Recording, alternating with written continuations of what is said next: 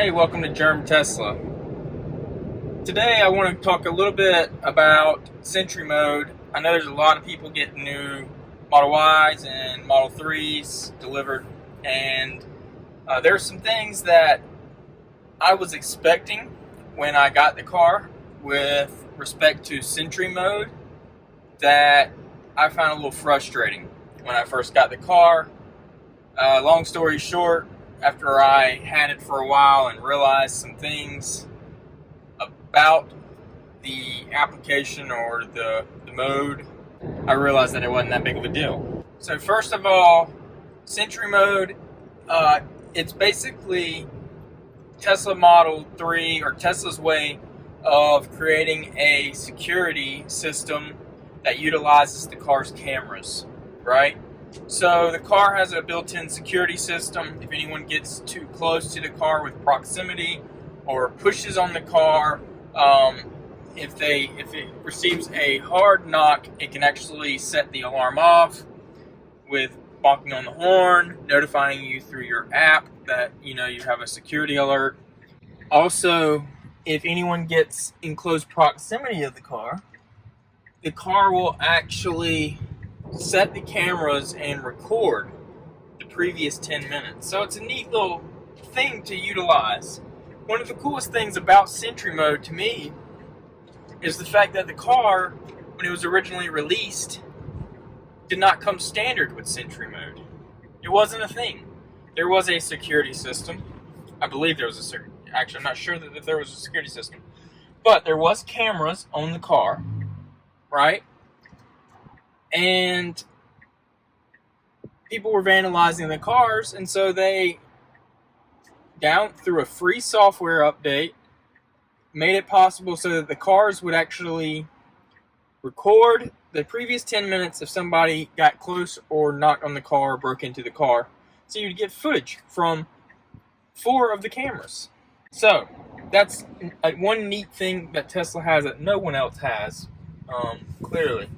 So the cameras that Sentry Mode uses is the front pillar cam, or the front camera, the 2 cameras on near the right and left fender, and they both face back so that you can see the side of the car, and then the rear camera under the trunk that you use also for reversing. So in order to use Sentry Mode, you have to have a memory storage device so that when film or video is recorded, it has somewhere to be stored.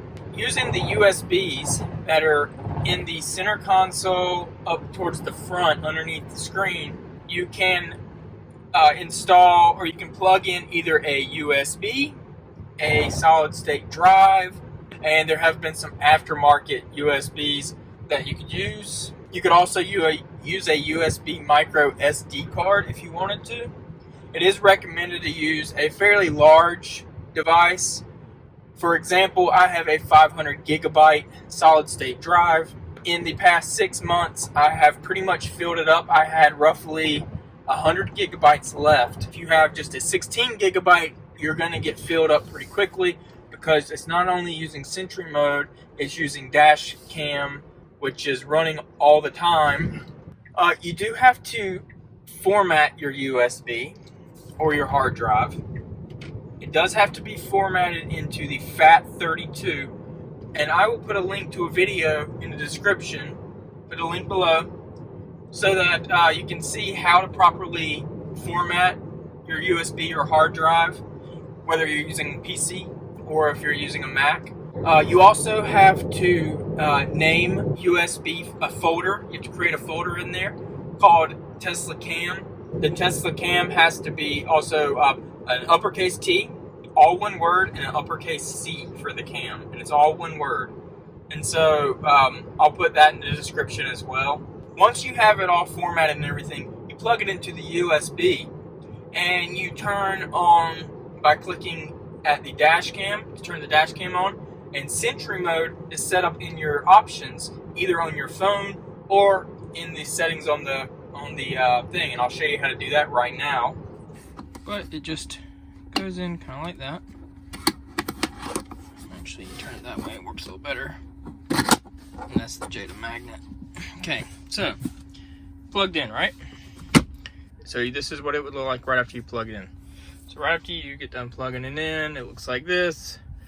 For dash cam, you click that once. To turn Sentry Mode on, you click that button. To remove it, you press and hold until it goes off.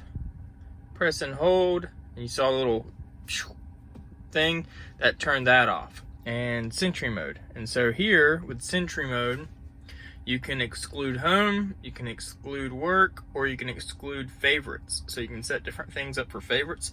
So that way you can set up different places where you don't want Sentry Mode to automatically activate when you park the car. So some other things about Sentry Mode. So I was expecting it to work fairly flawlessly. I was expecting if somebody got close to my car, you know, it would record when they got close to my car, and it would be basically like a 3-minute clip or something around that time. Kind of like a security camera would do, or a blink system if you've seen those. Something else that I thought would happen, I thought that I would get notifications on my phone that Sentry Mode was being activated. That's not the case. The app does not notify you unless a security event happens, which means your car alarm actually went off, not just Sentry Mode. That would require somebody to really forcefully bang into your car, pretty forcefully, or break into your car, maybe like your window or something, to cause the actual security alarm to go off.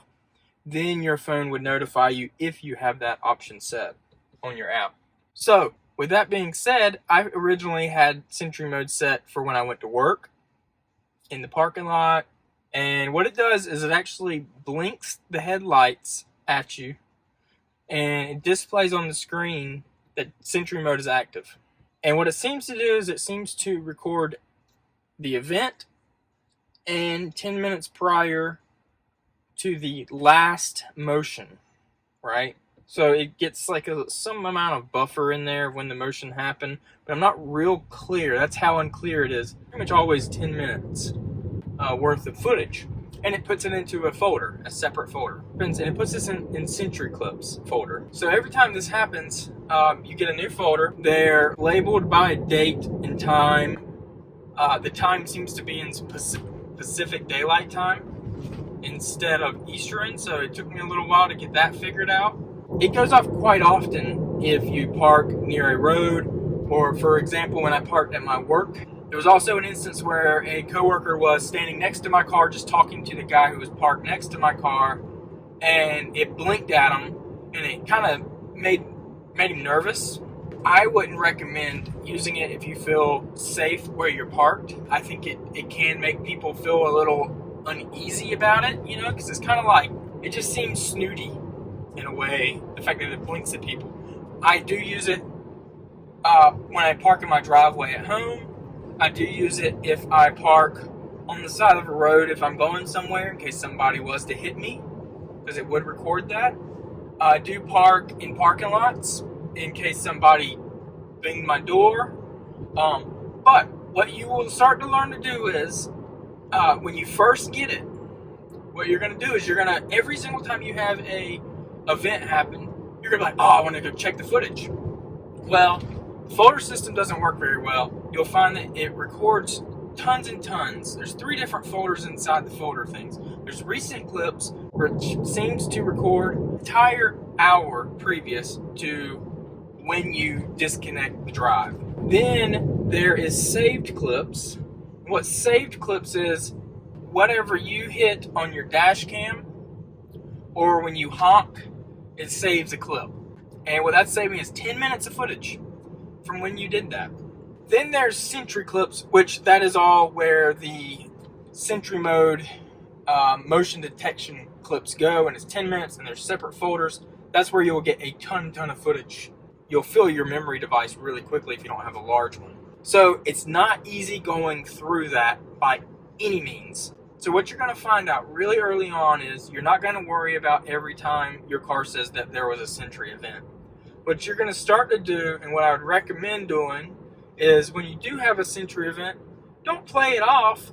Maybe just walk around your car and look to see if you have any big dings, if there's any damage. The other thing is, when you want to look at events, you have to pull the drive, put it onto your computer, and go through every single video. And you got to remember, there is a video for every timestamp of both your side cameras, your rear camera, and your forward-facing camera. So they are labeled as such. But it's not easy to do so. Now, there are some things you can do about that. There is the device called a roadie, and I'm not familiar with it, and it seems to work really nice. What this device does is it plugs in. It's a regular USB.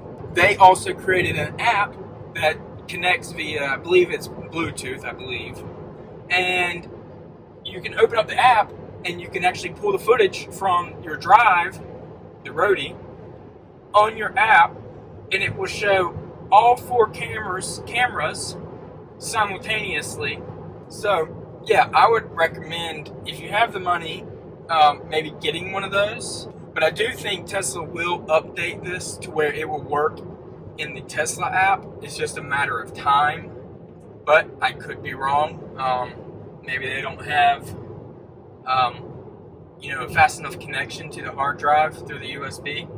So those are some of the topics that I thought about that make sense, and really wanted to just kind of let people know not to be so crazy about worrying about it.